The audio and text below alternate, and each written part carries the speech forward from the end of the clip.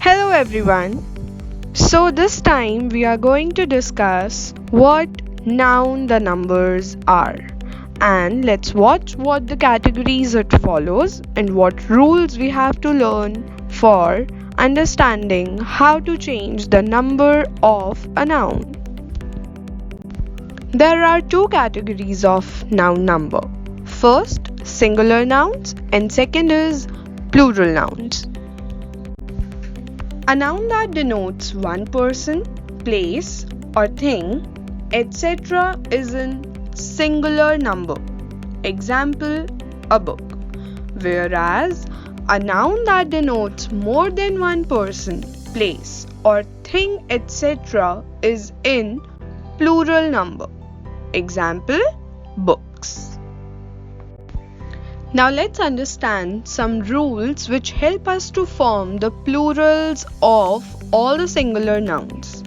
And the first rule is a very general one which tells us that most of the plural nouns can be made by adding s to the singular form. Example, dog, dogs, duck, ducks. Let's understand the rule 2, which says nouns ending with s, sh, ss, ch, x or z take their plural form by adding es at the end. Let's have some examples. Bus, buses, bush, bushes, glass, glasses, box, boxes, bench, benches, quiz, quizzes. I hope you have understood every example of rule 2 and how it changes. Now let's move on to rule 3, which says nouns ending in y after a consonant, remove y from the end and add ies to make their plurals. Let's watch an example for this. Fairy, fairies. Rule 4. Nouns ending with y after a vowel form their plurals by adding s only. Let's understand this rule by following an example, which is key, keys. Let's jump on to another rule, which is rule 5, and it says nouns ending in f or fe change by removing f or fe and by adding ves in place of them. For example, calf, calves, knife, knives. There is an exception to rule 5 as well, which is some nouns ending in f take s with their plurals. Such kind of nouns are belief, believes, chief, chiefs, dwarf, dwarfs, handkerchief, handkerchiefs, relief, reliefs, roof, roofs, proof, proofs, cliff, cliffs. Another one is there are 4 nouns mentioned here which end with f and have double plurals. For example, scarf. You can see the 2 ways in which I have written the plural of scarves. One which takes s and one which takes with it ves. Similarly, there are 3 other examples like wharf, wharfs, wharves, staff, staffs, staffs, hoof, hoofs, hooves. Let's go to the next rule. Let's move on to rule 6. It is Nouns that end in O, preceded by a vowel, are made plural by adding s to them. Example: piano, pianos; rhino,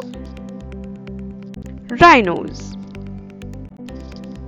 Rule 7. Nouns that end in O, preceded by a consonant, take es to make their plurals. For example, mango, mangoes. Let's understand the next rule, which says some nouns form their plurals by changing the vowel inside them. For example, man, men; mouse, mice. We have heard some nouns which have their same singular and same plural form. Our next rule, rule number 9, talks about such nouns only. Let's understand them with some examples. Deer, deer; fish, fish; fruit, fruit; sheep, sheep; wheat, wheat; furniture, furniture; information, information. Now these were the one which only be in their singular form.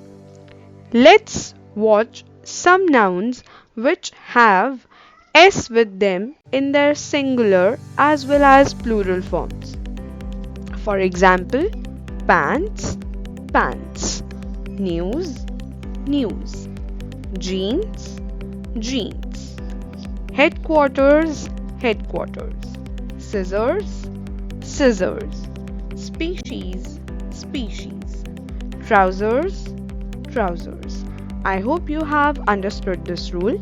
Now let's move on to the next rule, rule number 10. It says changing some pronouns as per their plural forms. For example, I changes into we. You keeps itself same for plural as well as singular form. He, she, it change themselves into they. Mine changes into ours. Him, her into them. His, hers into theirs. This into these. That into those. Myself changes into ourselves. Yourself changes into yourselves. Himself, herself, and itself. They change themselves into themselves.